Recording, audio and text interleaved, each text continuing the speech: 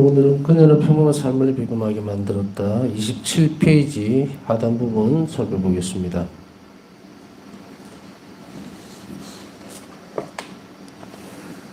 지난 시간에는 계속해서 하느님과 다시 말하면 예수님과 함께 있는 방법을 어떤 것을 선택했고 또 어떤 노력들을 했는가, 이게 크게 대별되어지는 것은 이제 성체조배와 그리고 영성체죠. 지난번에는 좀 영성체에 대해서 많이 강조를 했습니다. 뭐 강조를 했다기보다도 어떻게 보면 평이한 거예요. 분명한 사실은 성체성사에 대한 뭐 중요합니다가 아니고, 성체성사는 심장이에요, 심장. 성체를 영하는 것도 중요하죠. 아주 가장 중요하고요. 그런데 그 안에서 활동하시는 예수님과의 만남, 그것은 실제적으로 우리에게 있어서 어떻게 이루어지는가?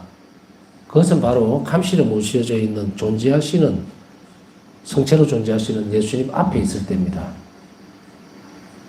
만일에 우리가 영성체를 하지 않고 영성체를 아예 처음부터 안 한다고 생각을 한 그런 상태에서 예수님 감실에 있는 성체 안에 계시는 예수님 앞에 존재적으로 앉아있을 때에 예수님을 믿음으로 볼 수 있느냐면 못 느낍니다. 인간이 믿음으로 그것이 하느님을, 그러니까 믿음 안에서 성체 안에 계시는 예수님을 말 그대로 받아들이고 실존적으로 살아있는 인격체로 만난다는 것은 영성체 때문이에요. 우리 안에 예수님이 사셔야만 그게 가능한 일이에요. 하느님의 힘으로 그것이 가능해지지, 우리가 뭐 영성체도 하지 않으면서 소홀히 하면서 그냥 감실 앞에 가만히 앉아 있는다고 해서 믿음이, 나는 내 믿음으로, 눈으로 성체 안에 계시는 예수님을 만날 수 있다? 불가능합니다. 인간한테는 그런 능력이 없어요. 자, 사람이 꿈꾸는 게 뭡니까? 뭐 무기 체계가 됐든 아니면 우리가 타고 다니는 어떤 그 승용차가 됐든 사람들이 바라는 꿈의 무슨 뭐 에너지 이런 거 들어보시죠. 잠수함 같으면은 뭐 무한대로 그냥 바다 안에 들어갈 수 있는 그런 거. 뭐 배로 치면 항공모함이나 군함으로 치면은 지금 핵추진 항공모함 있죠. 핵추진 항공모함은 소위 이야기하면 연료가 떨어져서 귀향을 하는 게 아니라 그 성조원들, 그 안에 있는 그 성조원들이 먹을 음식들, 뭐 기름이라든 기름 말고 뭐 기름도 다른 기름도 필요하겠죠. 여하튼 필요한 이것들을 싣기 위해서 무기도 바꿔야 되고 이러니까 그렇게 해서 도는 거지. 만약 그런 것이 자급자족이 다 된다면요, 이 항공모함은 평생을 어떻게 보면은 그 연한이 있더라고요. 25년인가 30년인가 정확한가는 모르겠고 하여간에 꽤 오래 몇십 년을 바다 위에서 있어도 아무 상관이 없어요. 마음대로 돌아다녀요. 이렇게 우리는 뭔가를 이렇게 계속 영원성을 지니고 있고 뭐 바꾸고 이러는 거 싫죠. 그래서 한 번만 있으면은 딱 좋은 그런 것들이죠. 그래서 요즘 저도 나이가 이제 조금씩 들다 보니까 따로따로가 좀 안 돼요. 올인원, 얼굴에 바르는 로션도 그냥 하나로 그냥 된 거. 요즘 또 샤워를 갈 때도 여행 갈 때도 샤워팩을 보면은 하나로 그냥 해결이 다 되는 그런 것을 선호하지. 이거 챙기고 저거 챙기고 젊을 때는 그런 걸 많이 했던 것 같은데 이제는 좀 그게 귀찮기도 하고 그냥 하나로 되는 거 없을까 이걸 자꾸 찾게 돼요. 자, 이번에 약간 샜지만 비유예요, 비유. 전혀 엉뚱한 소리가 아니고 마찬가지로 우리 영성체를 한번 하고 나면 그 영성체 힘으로 계속 그냥 쭉 갔으면 좋겠는데 문제는 파우스트 성령가 이 말씀하시죠. 나는 예수님과 하나가 되었다. 어디서 하나가 됐을까요? 영혼 안에서. 이렇게 되면 맞아요, 말이. 이제 이 관계는 영원히 갑니다. 왜냐하면 예수님과 완전히 하나가 된 파우스타 성령에게 있어서는 유혹은 있을지라도 죄를 지을 가능성은 거의 없다고 봐야 되겠죠. 거의 없는 게 아니라 죄를 짓지 않았죠. 그게 가능한 문제인가라고 물었을 때 인간이 죄를 안 짓고, 우리가 죄를 두 가지로 분류를 하죠. 원죄와 세상의 죄. 원죄는 세례를 받으면서 없어지지만 현세적인 죄는 계속 우리가 짓고 있어요. 계속 짓기 때문에 고해성사가 필요한 거예요. 인간의 조건으로 봤을 때 고해성사를 제정하셨던 것은 너무나 큰 자비입니다. 인간이 죄를 계속 짓기 때문에 성사를 세우셨어요. 고해성사를. 근데 또 역으로 보면 어떻습니까? 이런 질문 하는 사람도 있겠죠? 뭐 계속 죄를 짓는데 죄 용서받고 또 성사 보고 또 이런 것보다 그냥 죽기 전에 한번 가서 그냥 싹 깔끔하게 정리하는 게 얼마나 좋겠습니까? 또 자 이게 올 인원 또 나오죠. 하나로. 근데 문제가 생겨요. 첫 번째는 언제 죽을지 모른다는 거예요. 사람이. 우리가 만약에 어디 뭐 표시가 나면 이마에다가 그냥 앞으로 며칠 산다 이게 딱 나와 있으면은 날짜 맞춰서 가가지고 성사 보고 깔끔하게 딱 죽으면 되는데 안 되죠? 이게 불가능한 문제죠. 두 번째는 그러면 뭔가 어디에 문제가 생겼을까요? 문제라기보다도 여기에서 제기를 한다면 현세적인 죄를 계속 짓는다고 해서 포기하는 것이 아니고 그러면은 고해성사를 세우셨던 목적은 무엇일까? 이거는 죄를 용서해 주는 것만으로 끝나는 게 아니라 치유가 일어나는 것이에요. 치유가 일어난다고. 우리가 죄를 짓고 용서를 받아도 쌤쌤이에요. 그러니까 이게 가능성이 죄로 또 열려 있어요. 영혼이 성장을 못하고 꼬다로 머물러 있으니까 똑같은 죄를 또 지을 수밖에 없어요. 그럼 어떻게 해야 될 건가? 마늘의 왼쪽으로 많이 기울어져 있어요. 이 정도 기울어 있는데 여기 캄캄한 곳이야. 아무것도 안 보여. 근데 오른쪽 갈수록 밝아지면서 뭔가 다 보여요, 사물이. 이게 하나님께로 가는 길이고 이게 죄에 물드는 거예요. 근데 이게 지금 고해성사 안에서 죄를 용서받고 그 다음에 또 그 자리에 있고 죄를 용서받고 그 자리에 있고 하는 그것만 한다면 인간에게 있어서 고해성사라는 고이 무슨 의미일까? 이것에서 하느님은 한 발짝 더 나가신 거예요.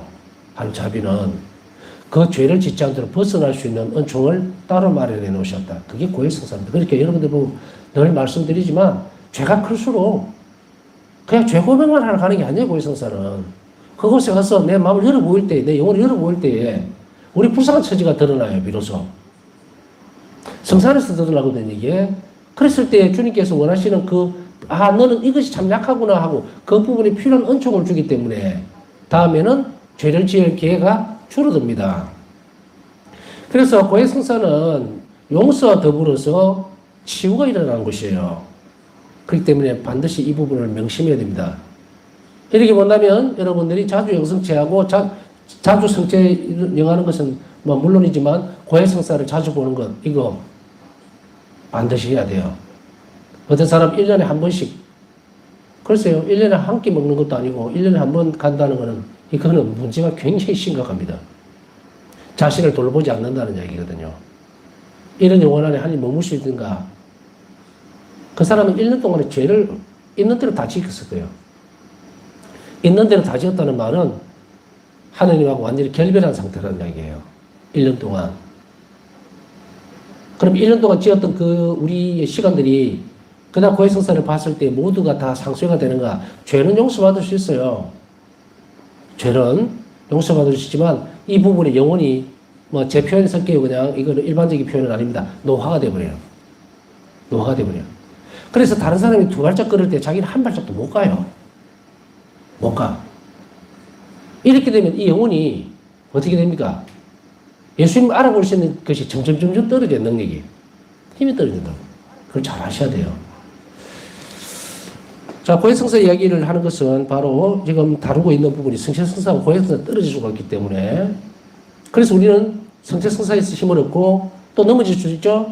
넘어진다는 건 하나님 위대하지 않아서 전지전능하지 않아서 넘어지는 것이 아니고 내가 약해서 넘어지는 거야. 인간적으로. 그것을 우리가 노력으로 인해서 강건하게 해야 되겠죠. 그럼 우리 노력만으로 다 되는가? 사실 우리 노력이라는 것은 은총에 협력하는 거예요. 나에게 주어져 있는 모든 상황들에 하나님께서 원하시는 대로 그쪽으로 가주는 것. 그 노력이 거쳐질 때 그때 내 혼자서 버둥거리봤자 영적 성장은 이루어지지 않는다는 그런 뜻이에요.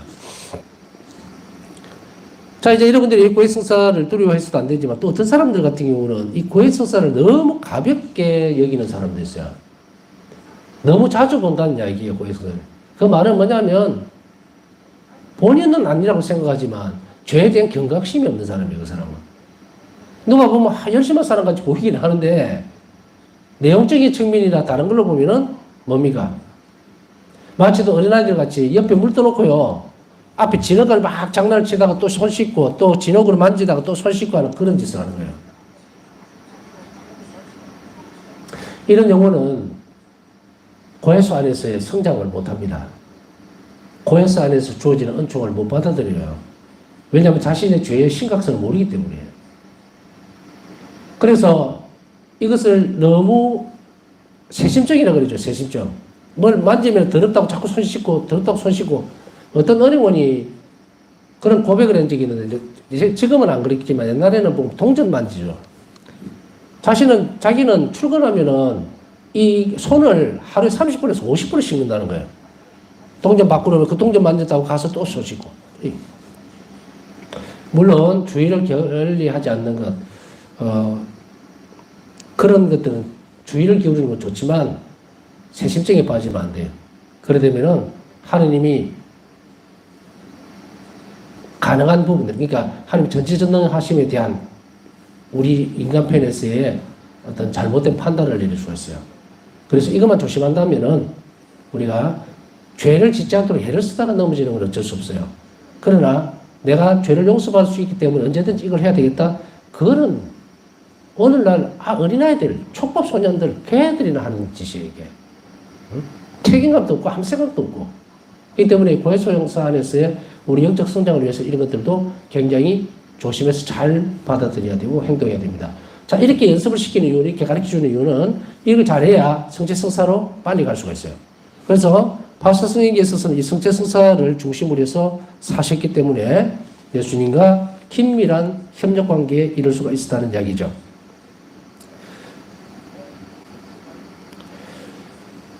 파스타 선생님은 이렇게 얘기합니다. 나는 그분과 친밀하게 하나 되어 있고 그분과 함께 일하러가고 그분과 함께 쉬러가며 그분과 함께 고통받고 그분과 함께 기뻐한다. 나는 그분 안에 살고 그분은 내 안에 사신다. 나는 결코 혼자가 아니다. 그분은 나의 영원한 친구시기 때문에 1기 318번. 나는 결코 혼자가 아니다. 어떤 때는 여러분들은 혼자가 아닙니다라고 했을 때 여러분들에게 지금 그것이 확 와닿습니까? 그래 나는 혼자가 아니야. 그러니까 나는 어떤 일이든 용기 있고 씩씩하게 세상에 맞닥뜨리는 어떤 모든 일들을 잘 헤쳐나갈 수 있어. 나는 혼자 아니야. 그러니까 나는 슬퍼할 필요도 없고 또 다른 누구도 그것을 방해할 수도 없어라고 생각이 됩니까? 이 문제는 뭐 여러분들 혼자서 답하세요. 혼자서. 뭐 말한다고 제가 들을 수 있는 건 아니지만 굉장히 중요한 부분이에요. 만일에 어떤 사람에게 매여서 그 사람이 웃으면 나도 웃고 그 사람이 슬퍼하면 나도 슬퍼한다면 여러분은 영적 성장으로 영성의 길로 접어드는데 참 어려운 사람이에요. 그 대상이 하느님이 아닌 다음에야 우리는 일반적인 규칙은 있을 수 있습니다. 이렇게 얘기하고 싶다는 거예요. 사람을 사랑하면서 하느님을 사랑할 수 있는 것인가? 사랑해야 하는가? 아니면 하느님의 사랑이 우선되고 사람을 사랑할 수 있는가라고 봤을 때에 후자가 정답이에요. 사람을 사랑하면서 하나님을 사랑할 수 없어요. 그 불가능합니다. 그래서 예수님 복음에서 뭐라 말씀하세요? 나 때문에 그러죠. 나 때문에. 집이나 형제나 부모나 자식이를 떠나라. 인간에 매여있는 사랑을 하느님께로 비추기에는 인간적인 사랑은 너무 나약하고 힘이 없어요. 가치가 없다는 얘기예요. 그럼 이걸 신적 영역으로 가져올 수 있습니까? 안 되죠. 매여버리면 끌려 들어가 버려요. 오히려 하느님을 멀리하게 되지만 그러나 하느님 사랑 안에 머무는 영혼은 사람을 신적 사랑으로 그들을 대하게 돼요. 그럼 이거는 견줄만한 사랑이 아니죠. 무엇이 과연 중요한 것인가를 우리가 잘 살펴본다면 우리는 그곳에서 떠나려고 애를 써야 됩니다. 뭐 우리는 그럴 수 있겠죠. 뭐 부모님을 공경하고 부모님이 애착을 가지라는 이야기가 아닙니다. 계명이기 때문에 우리가 준수는 해야 돼요. 그러나 그것이 어디 안에서 조명되어야 되냐면 예수님 안에서 조명이 되어져야 돼요. 하나님 안에서 부모님을 어떻게 공경할 것이고 어떻게 사랑할 것이고 이웃을 어떻게 대할 것이고 이렇게 나와야지 역설적으로 반대로 뒤집어지면 신앙도 박탈당하고 예수님도 잃어버려요. 바사성녀의 어떤 결단을 한번 보면 우리는 가장 좋은 어떤 답을 찾아낼 수 있습니다. 어떤 부분일까? 자, 여러분들 생각에는 이것을 준해서 예수님과 하나가 되어서 바사성녀는 떠나셨죠. 순영원으로. 그러면 바사성녀는 이제 일기책을 보거나 사진을 보면 고향으로 돌아가서 자기 형제들과 부모님하고 찍은 사진이 있단 말이에요. 그 무슨 말입니까? 가셨다는 얘기죠. 근데 처음 출발할 때는 바사성녀가 딱 한 번 부모님을 명령을 어긴 적이 있었다. 그게 뭡니까? 수년 갔을 때요. 예수님 때문에 떠났죠. 그러면은 그 말의 의미가 어떻게 됩니까? 가장 중요한 순간에 이제 바사성녀는 예수님의 사랑으로 됨으로 인해서 아까 얘기했던 그것이에요. 예수님의 사랑으로 사람을 바라볼 수 있는 자리로 옮겨버린 거예요. 그 이외에 일어날 수 있는 모든 일은 자유롭습니다. 그러니까 예수님도 베드로 사도의 장모가 대접을 할 때, 그러니까 베드로 사도의 장모집에도 갔죠. 그리고 열병을 앓고 있으니까 열을 내리게 하고 대접을 하니까 그러니까 방문했죠. 그리고 보면 베드로 사도는 집을 떠났단 말이야. 각 집을 안 가야지. 그런 의미가 아니고 아주 이건 중요한 부분입니다. 사랑의 우선순위에 대해서 잘 잡아야 돼요. 그래야만 우리가 이렇게 되는데 우선순위가 이렇게 되니까 하느님을 첫째 자리에 모신다는 것이 무슨 말인가를 여기 이렇게 풀어놓은 거예요.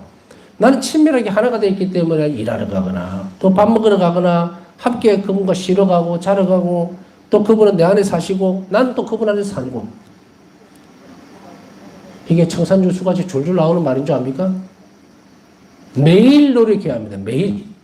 그래서 제가 뜬금없이 들릴지도 모르지만 계속 질문하는 게 여러분 오늘 하루 동안 예수님과 함께 있으려고 하는 그런 시간 얼마나 만들었습니까? 물어보죠.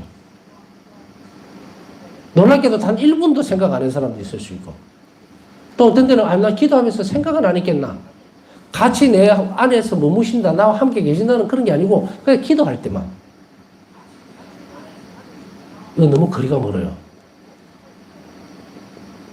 예수님과 고민을 나누고 예수님을 내가 더 잘 알려고 하는 그런 마음을 드러내주고 표현하고 하는 그런 시간이 얼마나 됐느냐는 이야기예요.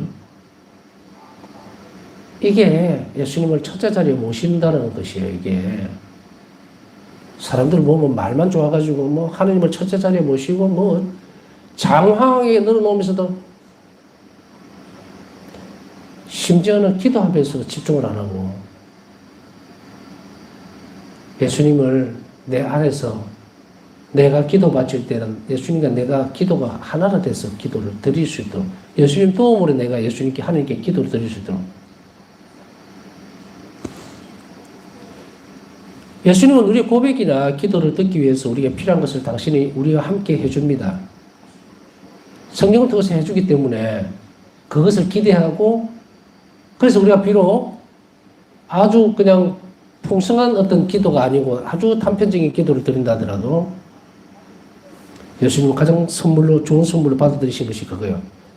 자, 이 말 뜻을 오늘 일기 318번을 계속해서 되뇌어야 되는 것이 아니라 삶으로 살아내야 된다. 내 생각이나 사고 모든 것들 무엇을 하든 때때로 어떤 때는 우리가 이런 연습을 하는 중에서도 사람들마다 각자 많이 틀릴 수가 있어요. 그러면 어떤 상태에서는 내가 뭐 다른 일을 막 하면서도 예수님과 함께 그 일을 할 수 있을까? 글쎄요, 그거는 여러분 각자의 노력에 달려있겠지만 그런 의식적으로 분명히 노력을 하긴 해야 돼요. 그래서 어떤 사건이나 상황이 부딪힐 때마다 내가 하느님이 계시는데 예수님이 내 안에 머무시는데 무엇을 그렇게 나를 방해할 것이 있겠는가? 내가 왜 슬퍼할 수 있겠는가? 왜 우울해질 수 있을까? 우리가 사실 가장 조심해야 되는 것은요, 하느님에게서 멀어질까봐 그것만 두려워하면 돼요.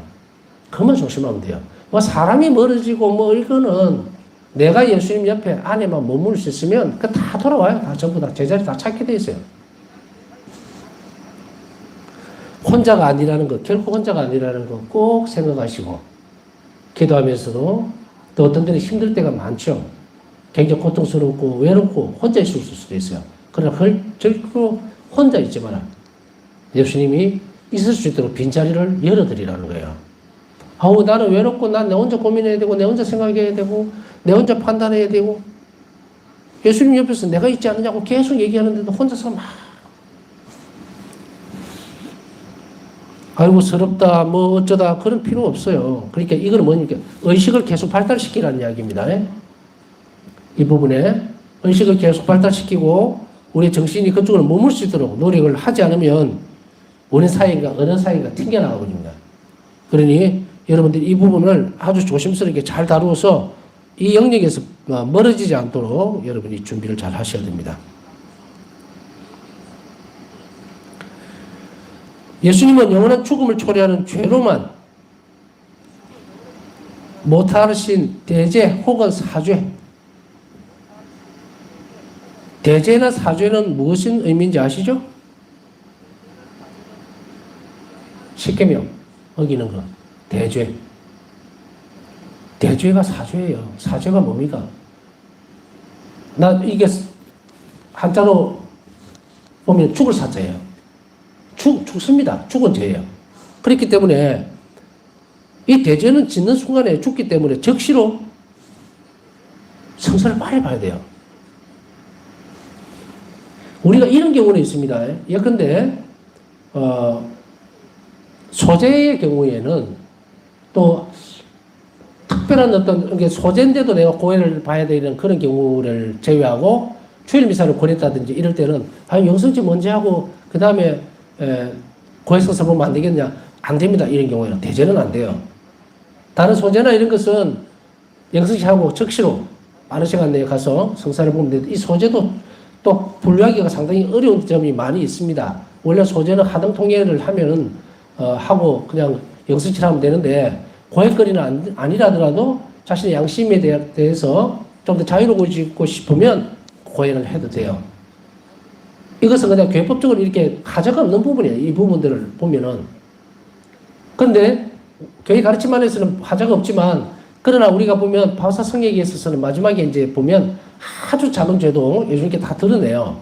그걸 금지시킬 필요는 없어요. 그렇지만 그런 것들까지만 가능하지 대죄는 죽어버렸단 말이에요. 네? 자, 여기서 한번 생각해 보세요. 냉담은 죽어버리는 겁니다. 쉬거나 이런 게 아니에요. 죽어버린다니까. 영성죄 멀리하죠. 주일 거라죠. 대죄잖아요. 사죄예요. 죽은 죄예요. 죽을 죄라. 이 영혼을 어디에서 살릴 수가 있는가? 고해서밖에 없어요. 그래서 여기서 보면은 영원한 죽음을 초래하는 죄입니다. 영원한 죽음을 초래하는 죄예요. 이게 그냥 현실적인 게 문제가 아닙니다. 이 십계명을 어기는 이 대죄는 영원한 죽음을 초래해요. 어디로 가겠습니까? 영원한 죽음은. 그렇기 때문에 이 대죄 때만 당신이 영혼 안에서 떠나신다는 것을 상기시키셨다. 대죄를 저지르면 적시로 예수님 나가버립니다. 적시로 떠나요. 그런데 작은 죄, 소재를 지으면 예수님은 계시는가? 계시지만 엄청나게 고통스러워합니다. 여러분들 한번 생각해 보세요. 응? 사람도 어떤 방에 들어갔을 때 막 냄새가 나고 악취가 나면 싫죠? 깨끗하고 정리가 잘 되고 향기, 이건 그냥 비유예요. 방으로 이렇게 비유하자면. 거기에 있으면 기분도 좋고 또 더 있고 싶고 이러는데 뭐 이거 지저분하게 막 널려서 악취가 솔솔솔솔 나고 이러면은 한쪽으로 막 비키고 싶고 나가고 싶고 이렇죠. 괴롭히는 거잖아요. 어쨌든 어떤 죄의 경우에도 하나님은, 예수님은 그 영혼 안에서 뭘 하실 수가 없는가? 그 영혼을 도와주실 수가 없어요. 도와주실 수가 없어. 가장 깨끗한 영혼 안에서만 예수님은 확 움직이실 수가 있어요. 그 예수님이 하느님께서 전지전능하지 않아서가 아닙니다. 죄는 하느님의 일을 방해를 해요. 해코지한다 이 말이에요. 그렇게 함으로 인해서 그 죄가 일어난 그 영혼은 예수님께서 하시는 일에 동의를 못합니다. 힘이 없어요. 그렇기 때문에 우리가 이런 통회를 하는 과정에서는 이 죄가 아, 내가 주님께 죄를 지었구나. 내가 주님이 얼마나 큰 고통을 때렸는가, 사랑에 위배된 그 상황이 통해져. 그래 되면 적시로 어떻게 됩니까? 회복이 되는 거예요. 그래서 예수님은 내한테 다시 활동하시고 사실 수가 있는데, 그렇지 않으면 대죄는 즉시 떠납니다.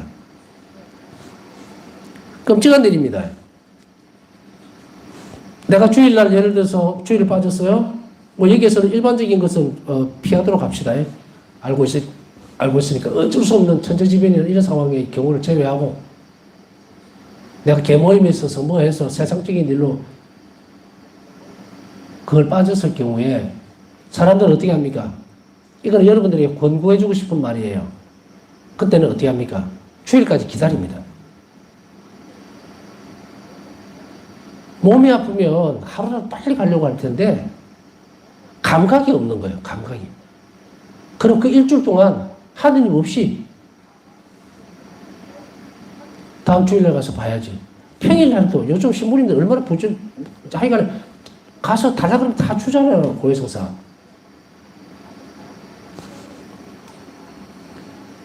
본인 스스로가 신앙에 대한 것이 얼마나 형편없는지를 찾아내야 돼요. 내가 이 정도밖에 안 되면서 하나님께 너무 큰 걸 바라고 있으니 내가 부족했어요. 하나님이 부족한 게 아니라. 이게 각자의 판단에 따라서 있는 이야기니까 그냥 갈래만 저는 잡아줍니다.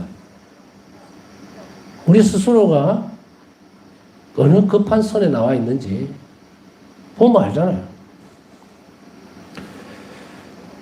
정말 급한 사람은 걸어가지 않습니다. 뛰지요. 급하다고 하면서 걸어가는 사람은 이상한 사람이거든요. 근데 이상하게 또 그런 게 많아요. 자, 오늘 가르쳐 줬으니까 이제 이 부분은 절대로 소홀히 해서 넘어가면 안 됩니다. 특히 대조의 경우에는, 주의를 권했을 경우는 가장 빠른 시간이라고 할 때는 평일이든 뭐든 하여간 최대한 빠른 시간 내에 그 일을 하지 않으면 안 돼요. 예수님이 나를 떠나셨어, 지금. 그 사이에 내가 무슨 일이 있을지 누가 압니까? 다음 주일까지 내가 살아있으라고 보장을 할 수 없어요. 이게 너무 과대포장해서 말하는 게 아니잖아요. 여러분이나 저나 매일 어떻게 살아내야 될지 하나님 손에 달려있는 부분이에요. 우리가 내일 더 살고 싶다고 사는 거 아니거든.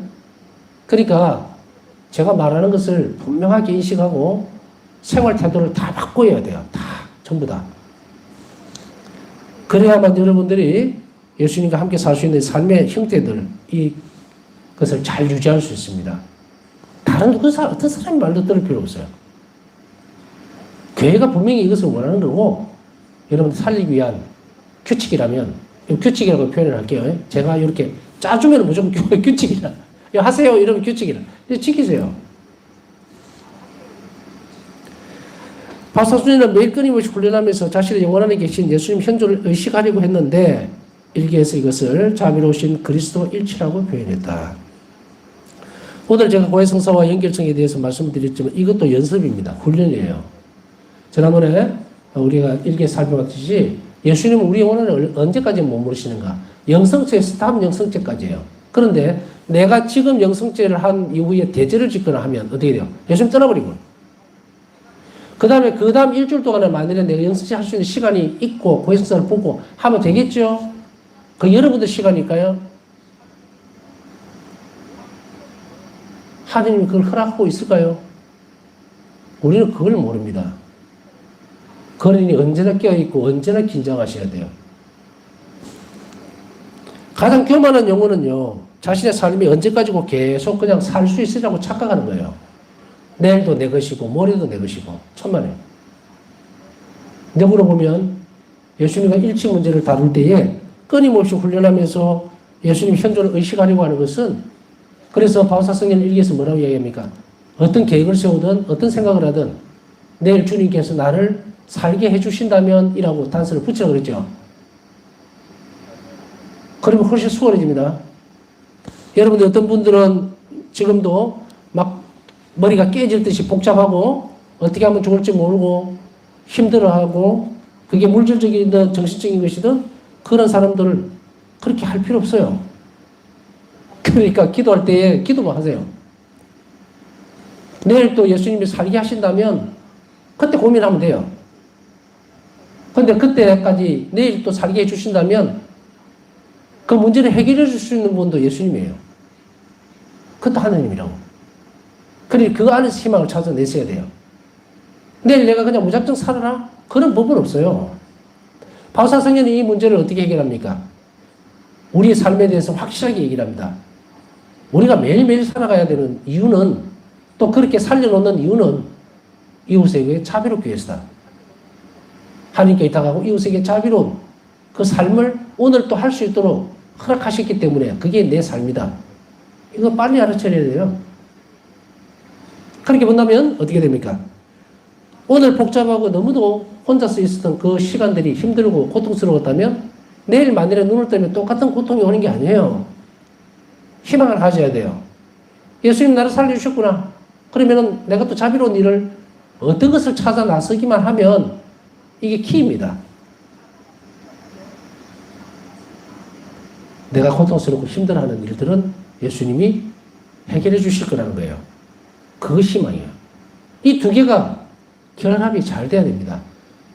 우연히 그렇게 되겠거니, 내가 아무것도 안 해도 해주겠거니 착각하면 절대로 안 풀립니다. 이 문제가. 우리가 가끔씩 보면 기도에 이런 부분들이 있죠. 묶여있는 매듭 이런 이야기를 하죠. 그 매듭을 푸는 순서는 이겁니다. 하나님이 나를 살려주셨다면 나에게 자비를 베푸시기 위해서 나를 살리는 거고, 그러면 나에게 원하시는 것은 뭐예요? 자비를 베푸르라는 거죠. 그러면 거기에 희망이 있어요. 거기에 답이 있다고. 그래야만 그 매듭이 풀린단 말입니다.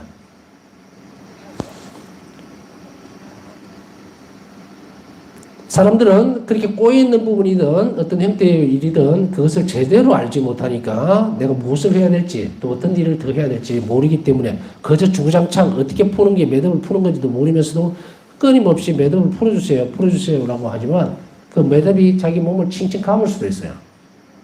이것을 분명히 하지 않으면. 우리가 일생 안에서 드러나는 것은 한 자비라면 우리가 자비로운 일을 해야만 그것이 풀어진다는 것도 잊지 말아야 합니다. 그녀는 수년간 임종하기 직전까지도 자신의 양심을 살피는 특별한 방식으로 이 훈련을, 다시 이야기하면 예수님 현존을 의식하려는, 다시 이야기하면 그리스도의 일치를 하려는 이 훈련을 끊임없이 계속했다. 이게 뭡니까? 특별한 방법이 양심 성찰이라고 나와 있죠. 예를 들면 그녀는 탄원 기도를 바치거나 일기 162 그날 있었던 모든 일을 예수님께 봉헌했다. 보면 자비가 풍성하신 하나님 안에 있는 책이라든지 기도수 다 들어있죠. 기도가 많이 들어있죠. 그 다음에 9일 기도라든지 바울사성의 호칭 기도와 9일 기도 책, 이것을 보면은 바울사성녀가 그 기도를 어떻게 바치면서 연습을 했는지 훈련을 했는지 우리에게 확실하게 보여주고 있다면 우리 또한 제가 계속 강조했듯이 자비가 풍성하신 하나님과 바울사성녀의 호칭 기도와 9일 기도, 이 책은 너무도 중요한 기도예요. 이것은 이 기도가 우리를 예수님과 일치시키는 그런 중요한 기도이기 때문에 이것을 여러분들이 계속해서 바치면서 훈련을 하면 됩니다. 예, 남은 시간 또 묵상하면서 오늘도 하나님 자비를 청하는 이들의 기도가 이루어질 수 있도록 함께 기억해 주시기 바랍니다.